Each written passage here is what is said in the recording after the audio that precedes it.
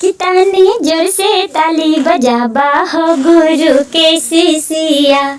कितनी जोर से ताली बजाबा हो गुरु के शिष्या। फूल लोढ़ गईनी हम त मालिन फूल बड़िया। मालिन फूल बड़िया हो मालिन फूल बड़िया। होखे लागल चर्चा सुनाए लागल कान में। होखे लागल चर्चा सुनाए लागल कान में।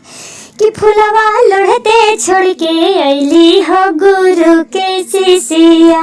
कि फुलवा लोढ़ते छोड़ के अइली हो गुरु के शिष्या। कितनी जोर से ताली बजाबा हो गुरु के शिष्या।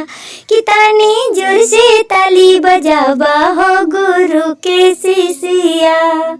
पानी भर गईली हम त राजा के पोखरिया। राजा के पोखरिया हो राजा के पोखरिया। होखे लागल चर्चा सुनाए लागल कान में। होखे लागल चर्चा सुनाए लागल कान में। कि पनिया भरते छोड़ के अइली हो गुरु के शिष्या। कि पनिया भरते छोड़ के अइली हो गुरु के शिष्या। कितनी जोर से ताली बजाबा हो गुरु के शिष्या। कितनी जोर से ताली बजाबा हो गुरु के शिष्या। काम धंधा करत रहनी अपना किचन में। अपना किचन में हो अपना किचन में। कि होखे लागल चर्चा सुनाए लागल कान में। होखे लागल चर्चा सुनाए लागल कान में। कि रोटिया बेलते छोड़ के अइनी हो गुरु के शिष्या। कि रोटिया बेलते छोड़ के अइनी हो गुरु के शिष्या। कितनी जोर से ताली बजाबा हो गुरु के शिष्या। कितनी जोर से ताली बजाबा हो गुरु के शिष्या। सुतल रहनी हम त लाली रे पलंगिया।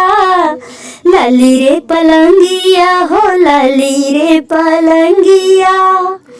होखे लागल चर्चा सुनाए लागल कान में। होखे लागल चर्चा सुनाए लागल कान में। कि बलका रोते छोड़ के अइनी हो गुरु के शिष्या। कि बलका रोते छोड़ के अइनी हो गुरु के शिष्या। कितनी जोर से ताली बजाबा हो गुरु के शिष्या। कितनी जोर से ताली बजाबा हो गुरु के शिष्या। पहिला में दाया मांगम दूसरा में चर्चा। दूसरा में चर्चा हो तीसरा में चर्चा। तीसरा में गुरु प्रणाम हो गुरु के शिष्या। कि तीसरा में कर्म प्रणाम हो गुरु के शिष्या। कितनी जोर से ताली बजाबा हो गुरु के शिष्या। कितनी जोर से ताली बजाबा हो गुरु के शिष्या।